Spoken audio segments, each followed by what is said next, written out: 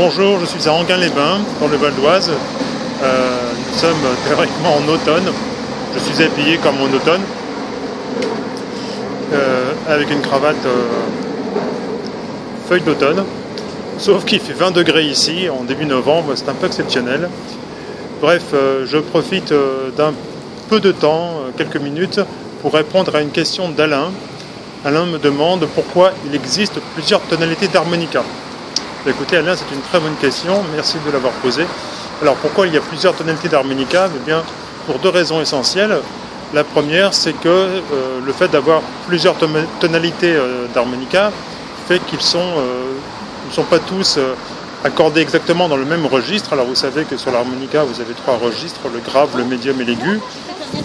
Mais le fait d'avoir plusieurs tonalités vous permet d'avoir des harmonicas un peu plus graves et un peu plus aigus.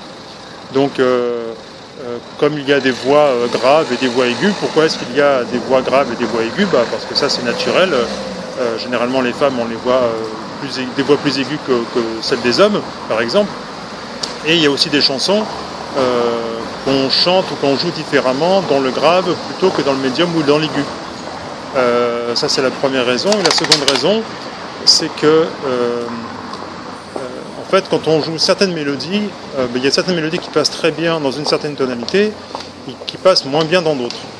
Et par exemple, il y a des morceaux que j'aime jouer dans toutes les tonalités, ça arrive, mais quand je les joue dans une tonalité plutôt qu'une autre, eh bien en fait, j'ai envie de les jouer différemment. C'est un peu comme si je peignais un tableau en bleu et avec des nuances de bleu, par exemple, et que j'avais envie de le recopier, mais avec des nuances de vert ou de rouge ou de jaune, par exemple.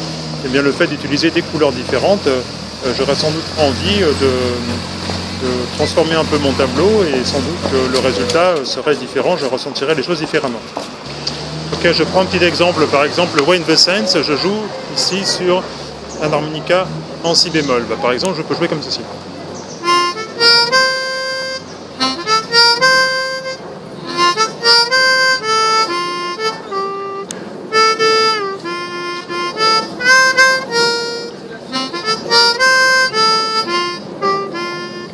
Ok, bon, j'essaie de jouer comme je peux parce qu'en fait là je filme avec une tablette, je tiens la tablette d'une main et je joue d'harmonica dans l'autre, c'est pas très pratique. Enfin bon, voilà, vous avez écouté Wayne the Saints sur l'harmonica en si bémol et je vais jouer maintenant sur l'harmonica en mi bémol, donc c'est une autre tonalité et c'est beaucoup plus grave. Et quand je joue ça, c'est surprenant, hein.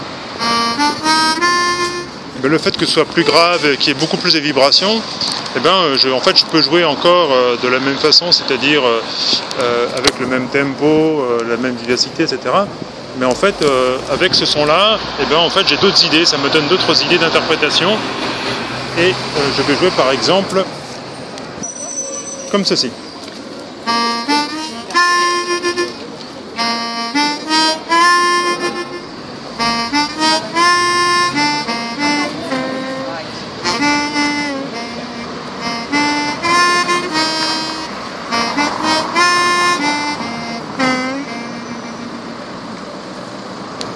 Voilà, vous avez constaté que en fait, ça sonne vraiment différemment. C'est pas seulement le fait d'avoir ralenti le morceau qui fait que ça sonne différemment. On ressent d'autres choses à l'écoute de ce morceau. Quand on joue sur un harmonica en si bémol ou sur un harmonica en mi bémol, si j'avais joué sur un harmonica plus aigu ou encore plus grave, évidemment j'aurais eu des sensations, des sentiments différents, et sans doute que j'aurais joué encore ce morceau de manière différente.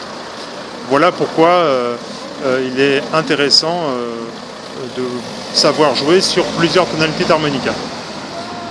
Je vous retrouve très bientôt, sans doute demain, pour répondre à une autre question. Vous savez que chaque jour je prends 5 minutes pour vous répondre. À bientôt!